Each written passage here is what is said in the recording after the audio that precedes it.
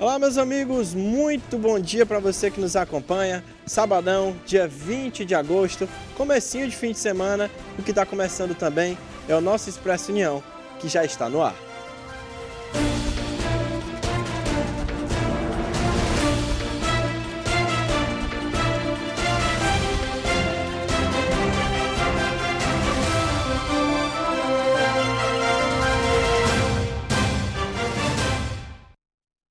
É isso, sejam muito bem-vindos novamente. A gente começa o nosso Expresso atualizando os dados da pandemia aqui no país. O boletim epidemiológico mais recente mostrou que o Brasil registrou nas últimas 24 horas 18.800 novos casos de Covid-19 e 142 óbitos. Desde o início da pandemia, o país acumula 34 milhões e 200 mil casos confirmados e mais de 682 mil mortes registradas. E, gente, segundo a OMS, o número de casos de varíola dos macacos continua aumentando.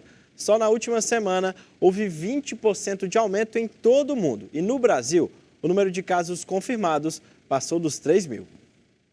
De acordo com os dados divulgados nesta quarta-feira pela Organização Mundial da Saúde, os casos de varíola dos macacos no mundo aumentaram em 20% em uma semana, chegando a 35 mil em 92 países e territórios, com 12 mortes registradas. Segundo o diretor-geral da OMS, Tedros Adhanom, foram relatados quase 7.500 casos à entidade na semana passada, um aumento de 20% em relação à semana anterior, que também foi 20% a mais que na semana retrasada. Até o momento, de acordo com o Ministério da Saúde, o Brasil registra 3.184 casos confirmados da doença e os estados com maiores registros da varíola dos macacos são São Paulo, Rio de Janeiro, Minas Gerais, Distrito Federal e Goiás.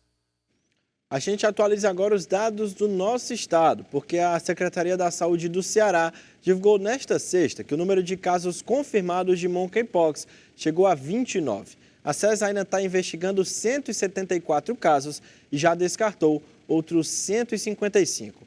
Fortaleza contabiliza 25 casos e é o único município daqui do estado que tem a transmissão comunitária.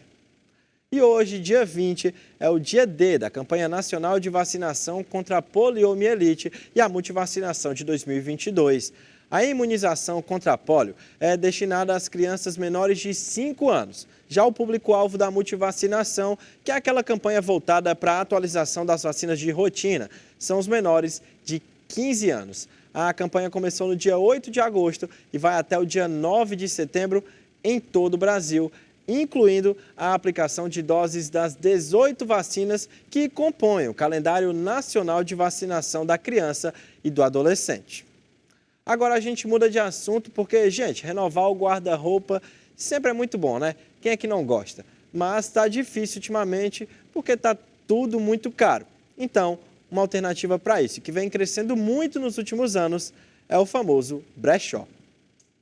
Com as discussões sobre sustentabilidade da moda ganhando força nos últimos anos, peças adquiridas em brechós têm conquistado cada vez mais espaço no guarda-roupa dos brasileiros. De acordo com o levantamento do Instituto de Economia Gastão Vidigal, da Associação Comercial de São Paulo, o volume de vendas em brechós deve crescer quase 30% em 2022. No ano passado, o faturamento do setor ficou em 2,9 bilhões de reais. Esse cenário tem aumentado também a migração para o setor. Há quase 4 anos atrás, já tem um tempinho, foi na verdade uma tentativa, porque foi no período de que eu estava com a faculdade trancada e estava precisando de um dinheiro extra. E a minha tia me deu a ideia de eu postar umas peças e conseguir um retorno financeiro com isso, né? Aí foi uma tentativa, na verdade, a melhor tentativa que eu fiz, porque hoje realmente é meu trabalho. Segundo a proprietária, a internet é um fator estimulante de vendas. Eu percebo que nos últimos tempos, principalmente com a pandemia, veio crescendo muito esse mundo, esse nicho mesmo. Tanto brechó online também, que as pessoas estavam consumindo mais online. Eu percebi uma grande crescente aqui em Fortaleza. A economista doméstica Fabiola Moreira esclarece que no momento de crise as pessoas estão em busca de poupar gastos. E nessa época de crise, realmente as pessoas começam a procurar o que é realmente necessário. Então, o vestuário acaba muitas vezes sendo supérfluo. E hoje os brechós e os locais que vendem roupas usadas, eles estão agora mais acessível à população. Mas lembrando que é importante a gente economizar o máximo possível nessa época. Ao adquirir uma roupa usada, além de prolongar a vida útil da peça, é possível economizar e ainda reduzir o impacto dessas fabricações na natureza. Despertar as pessoas para um consumo mais consciente, em especial as mulheres, é uma busca de empreendedoras como Juliana. E eu acho isso maravilhoso. Eu espero muito que você que tem curiosidade sobre o assunto ou queira conhecer mais sobre o brechó mesmo, se permita comprar de brechó, que você provavelmente não vai se arrepender. Agora a gente fala de esporte, porque o brasileiro Miguel Pupo conquistou a etapa de Tiahupo, lá no Tahiti, da Liga Mundial de Surf, após derrotar na final o tahitiano, que compete pela França, Caolivache. Mas mesmo com essa vitória, Miguel ficou fora do WSL Finals, que é a etapa especial na qual os títulos mundiais serão disputados entre os top 5 do ranking em setembro, lá na Califórnia. A competição vai contar com os brasileiros Felipe Toledo e Ítalo Ferreira, os australianos Ethan Wing e Jake Robinson e o japonês Kanoa Igarashi, que ficou muito conhecido após derrotar Gabriel Medina nas Olimpíadas. Na categoria feminina, Tatiana Weston Webb vai representar o Brasil na etapa final. Além dela, a etapa vai contar com a havaiana Carissa Moore, a francesa Johanne Defay, a australiana Stephen Gilmore e Brisa Hennessy. E mais uma vez eu afirmo que junto comigo e com toda a nossa equipe, é claro que você pode fazer parte aqui do nosso jornalismo.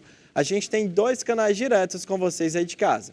O primeiro é o nosso número de WhatsApp, que é o DDD 85 98101 0984. Se não deu para anotar, é esse que está aparecendo aqui na sua telinha. Mas se você prefere o e-mail, a gente também tem para você. Anota aí, jornalismo@redeunião.com.br. Por ele você pode mandar sugestões de pauta, denúncias, elogios e toda a sua contribuição é muito bem-vinda. E o nosso Expresso vai para um rápido intervalo. Depois da pausa, tem muita informação para você que está aí do outro lado da telinha. Fica aí e já já eu estou de volta.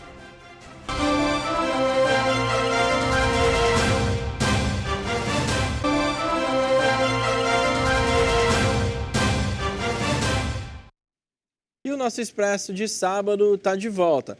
Olha, gente, nesse período de eleições, a propaganda eleitoral é um ato utilizado para que toda a população conheça os seus candidatos e, claro, as suas propostas. Na matéria da Nayara Mello, você vai conferir detalhes do que envolve todo esse período de campanha.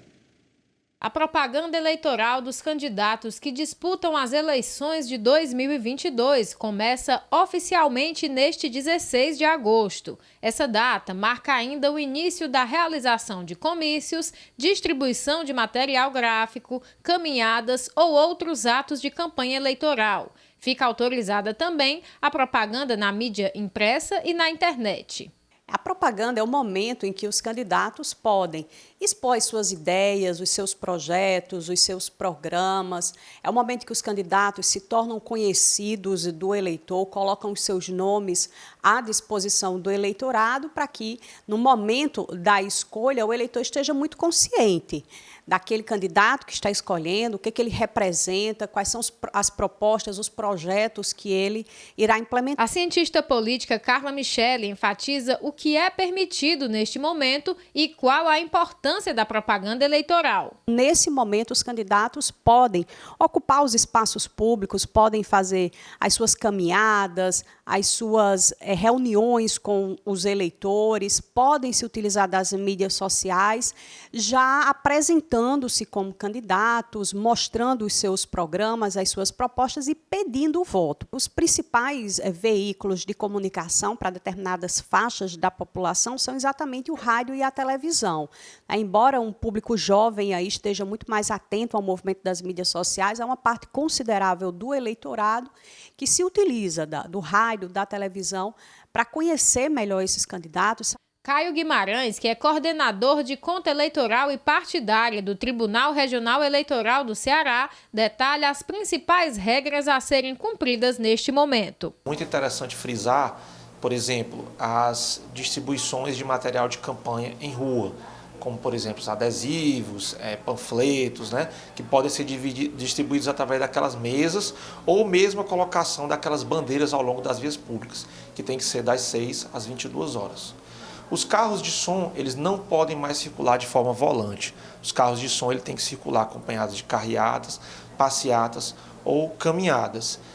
Os bens particulares, notadamente os veículos, e as residências, só podem ostentar propaganda eleitoral através de adesivo de meio metro quadrado. Caio Guimarães esclarece ainda como a população pode denunciar irregularidades e fala como acontecem as fiscalizações do TRE. Se o eleitor encontrar alguma irregularidade de propaganda, seja na propaganda eleitoral gratuita quanto na propaganda eleitoral realizada em rádio e TV, ele pode baixar o aplicativo Pardal, disponível tanto na Play Store quanto na Apple Store.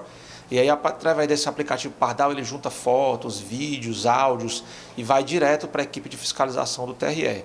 Da mesma forma, caso ele não encontre o que ele precisa no aplicativo Pardal, ele pode ligar no 148. Para a propaganda eleitoral, existe tanto a equipe de fiscalização de propaganda eleitoral na capital, com uma equipe específica para isso, como cada cartório eleitoral do interior possui sua equipe de fiscalização para as propagandas eleitorais em cada municipalidade do interior.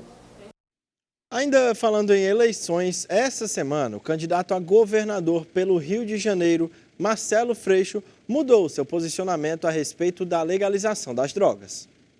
Em mais uma nuance de seu discurso para atrair o eleitorado de centro, o candidato ao governo do Rio de Janeiro, Marcelo Freixo, afirmou nesta semana ser contra a legalização das drogas no Brasil. Essa pauta é uma bandeira histórica de sua militância política. Após a declaração, políticos de direita ironizaram a nova postura do político, acusando-o de buscar uma mudança de perfil eleitoreira. O deputado federal Eduardo Bolsonaro escreveu em suas redes sociais: depois das eleições, eleito ou não, ele volta para a opinião oficial, pró-descriminalização das drogas. Quem também se manifestou foi o adversário de Freixo na disputa pelo governo de São Paulo, Paulo Ganimi, que o acusou de mudar de posições por conveniência.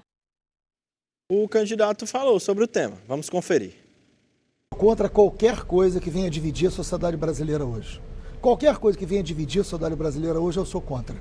Eu não sou favorável. Mas na questão da droga, da legalização das drogas, o senhor é a favor da liberação da maconha? Não sou mais a favor, Tino. Eu não acho que isso vai, nesse momento, nos ajudar no Brasil agora. O que a gente precisa fazer é avançar nas políticas de saúde, avançar na eficiência da polícia e avançar em 2 braços, como eu tinha dito. Um braço é o braço efetivo da polícia, para botar bandido na cadeia. Estou falando de miliciano, estou falando de traficantes e eu estou falando de político corrupto.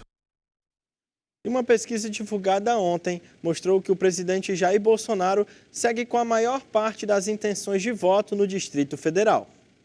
De acordo com a pesquisa do Metrópolis Ideia, divulgada no dia 19 de agosto, Jair Bolsonaro do PL permanece como líder nas intenções de voto para a presidência da República entre os eleitores do Distrito Federal. O atual presidente tem 41,6%. Já Luiz Inácio Lula da Silva do PT soma 33,5%.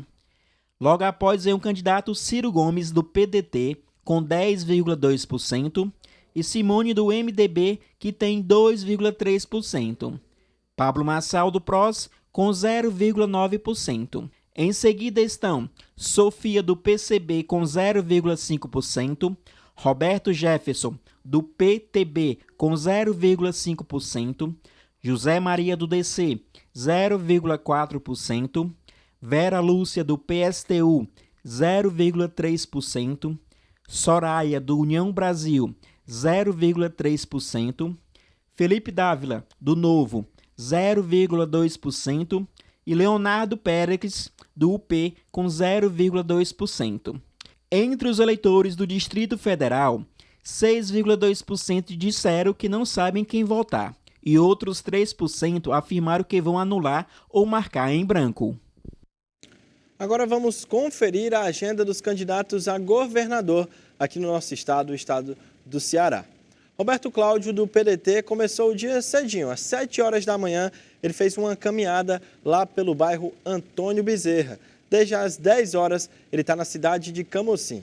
À noite, às 19 horas, ele vai terminar a sua agenda na cidade de Iguatu.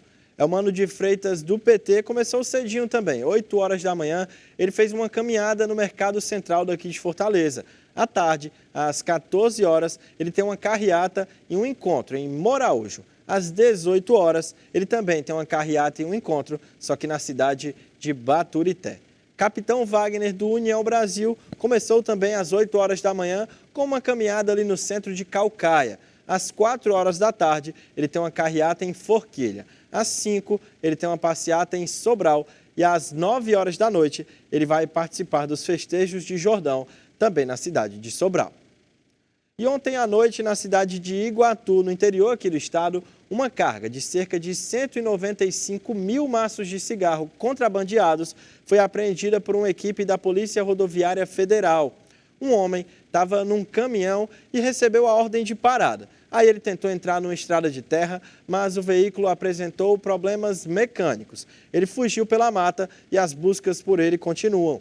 No compartimento de carga do veículo foram encontradas cerca de 380 caixas, contendo aproximadamente 195 mil carteiras de cigarro da marca Nise, de origem chinesa. A carga é avaliada em cerca de R$ 950 mil. A carga apreendida e o caminhão foram encaminhados para a Delegacia de Polícia Civil de Iguatu. E a gente sabe que a situação econômica do nosso país não está fácil, né, meu povo?